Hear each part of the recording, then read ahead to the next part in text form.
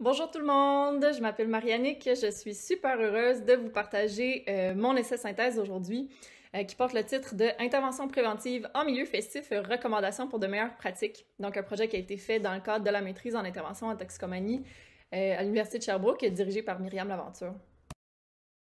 Donc pourquoi s'intéresser au milieu festif dans le domaine de l'usage de drogue? En fait, tout simplement parce que l'usage de drogue en fait vraiment partie intégrante. Donc on retrouve en milieu festif la majorité des substances communément consommées.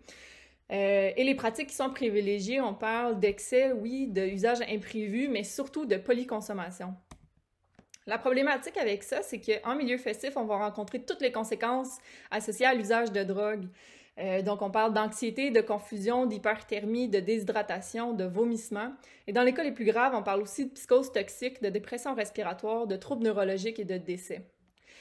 Malheureusement, pour orienter les services préventifs qui s'intéressent à réduire ces risques-là, la documentation accessible, elle est très limitée. Donc, les services préventifs ne sont pas jugés nécessairement comme efficaces, bien qu'il y en a plusieurs à travers le monde. Et l'approche de réduction des méfaits est surtout valorisée, mais ce n'est pas un guide de pratique, la réduction des méfaits. Donc, ça expose les organismes à développer leurs services de manière intuitive. Puis ça les expose aussi à des risques pour elles-mêmes, donc de gaspiller les ressources, de faire des interventions qui sont inadéquates ou inefficaces, de vivre de l'épuisement professionnel ou de juste vivre dans une confusion constante.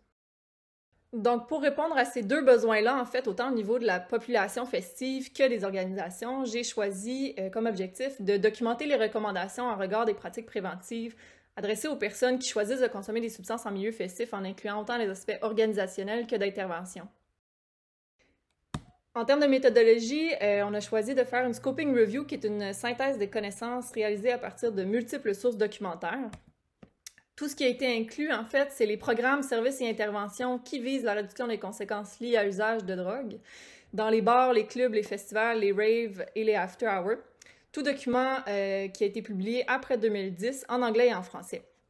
Ce qui a été exclu, c'est les services de modification structurelle des événements, donc les services qui visent à modifier le milieu festif comme tel, tout service de vente responsable d'alcool et les documents qui étaient adressés aux organisateurs.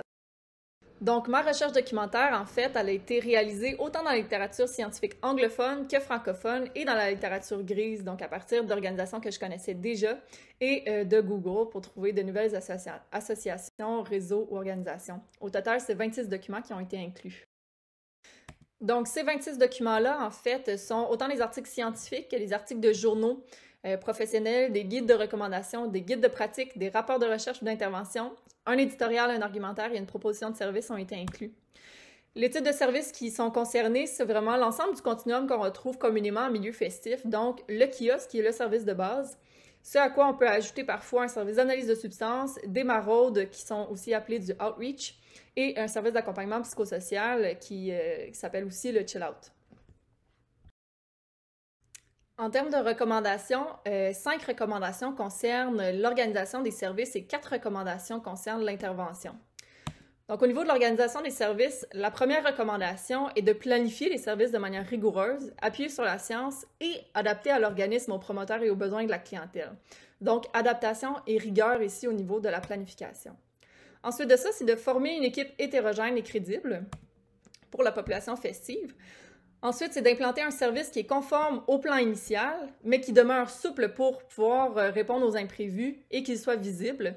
Et ce service-là devrait offrir aussi une diversité d'outils préventifs. Ensuite, c'est de travailler en collaboration avec les partenaires impliqués à l'événement, incluant autant les équipes de santé et de sécurité que les promoteurs et toutes les équipes qui sont à proximité aussi de l'événement ou concernées. Enfin, la dernière recommandation des auteurs, c'est d'évaluer continuellement l'ensemble du service, autant du point de vue des interventions que de l'organisation même des services. Recommandation qui concerne l'intervention. La première était d'adapter les interventions aux personnes par une évaluation des besoins. Donc, on évalue autant les besoins physiques que psychologiques et l'usage de drogue, bien entendu. Ensuite de ça, c'est d'utiliser une diversité d'approches pour intervenir par l'écoute, l'éducation et l'intervention psychosociale, de responsabiliser les participants à l'égard de leurs pratiques de consommation et en tout temps reconnaître et respecter les limites de tous, incluant autant les intervenants que la population qu'on rencontre.